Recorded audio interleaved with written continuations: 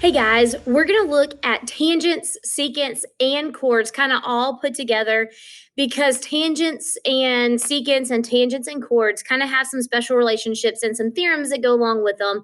Again, some more theorems, some more intersected arcs, some more all that good stuff. So let's take a look. All right, so the first theorem says that the measure of the angle formed by the intersection of a tangent and a chord is half the measure of the intersected arc. So there's just going to be one intersected arc. So it's going to be pretty similar to like the inscribed angle. And it looks almost kind of sort of like it. So let's take a look. So here's my circle, and I'm going to have a tangent line. So let's say that my tangent line is right here. Remember, it just touches the circle in one spot, okay? And then I'm going to have a chord that is going to intersect with it.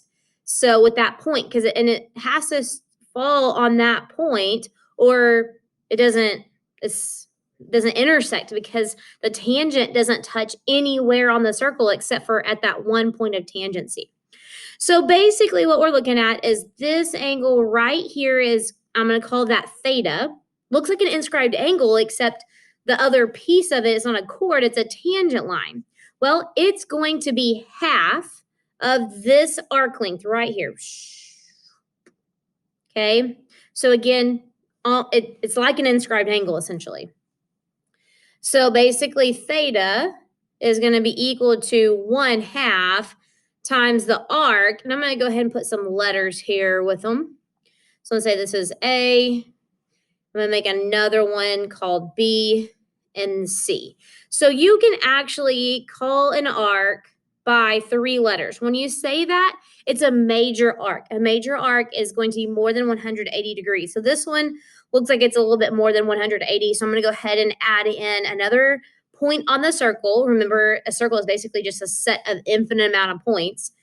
And I'm going to put that point, name it, and name it with the arc. So it's just half of that intercepted arc. So just one arc this time.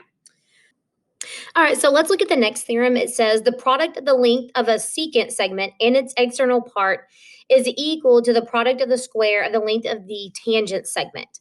So what we're going to have is we're going to have our circle here, and then we're going to have a secant and a tangent line. So it looks more like an oval, but we'll just say it's a circle. And we have a secant, okay?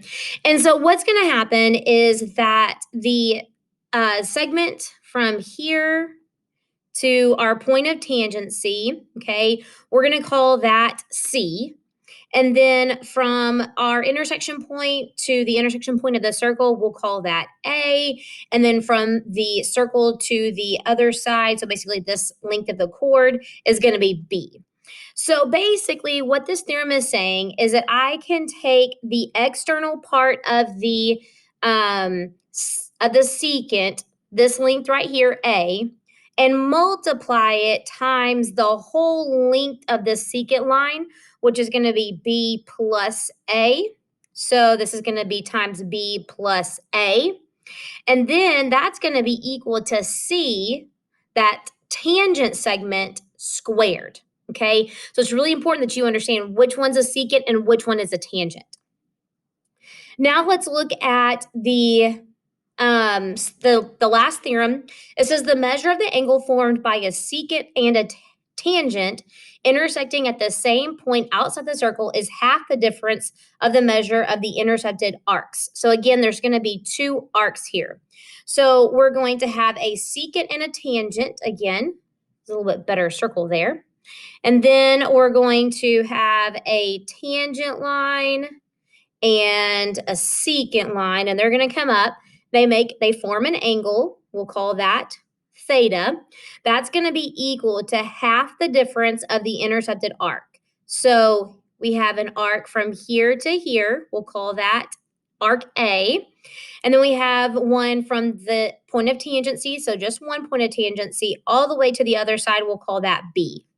So theta is going to be equal to half times, looks like B is larger, so B minus A. So that's going to be the measure of that angle. is going to be half of the intercepted arcs, both of them, okay? And it's the difference. All right, so now let's look at this example 1. We have a tangent line. That's a tangent line. And we have a secant line. This is the secant line. So what we're going to have, remember, we're going to have that the external part of the secant line, which is this piece here, 3, times the entire secant line, that's 12 plus 3, which is going to be 15, is going to be equal to the tangent line, that segment, squared. So 3 times 15 is 45, is equal to x squared. And then I'll just take the square root just like I have before whenever I had something squared. So you could approximate this. This would be about 6 point, probably like 4-ish or so. Or you could go ahead and simplify it, and it simplifies. That's going to be 9 times 5. So 3 times the square root of 5 would be equal to x. So either one of those. Typically, you'll probably see the decimal approximation a little bit more than just the simplified radical form. Now, the second example, again, we're given a secant in AP and a tangent in TP. And I'm giving some arc lengths and I'm trying to find the angle measure. So I'm trying to find this. That's my theta.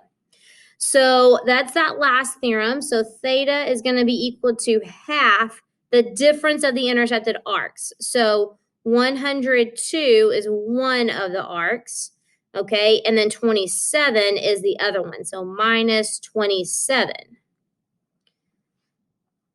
So theta is going to be equal to half 75. That's 102 minus 27. And so theta is going to be equal to 37.5 degrees. And that's it. All right, so now on example 3, we're trying to find, it doesn't tell you, but you need to find the arc AEB. That's what we're trying to find, okay? So we are going to use that theorem, kind of like an inscribed angle, essentially, is that we're going to say that we know that theta is equal to half of the arc length, so AEB, okay? And theta is 133, is equal to half of that arc length. I'm going to call that x. And so to get rid of half, I'm going to multiply by 2, the opposite. So I'm going to get 266 is equal to the arc of AEB, or x. And remember, that's in degrees. All right, so again, what I like about this is that we're having to decide if it's a chord, is it a tangent, is it a secant, what theorem am I going to use? So starting that, kind of those deducing skills to be able to help you when you're just kind of throwing all these things together. So this is it, and it is now your turn to practice tangents, secants, and chords, all these theorems together on your skill check or quizzes.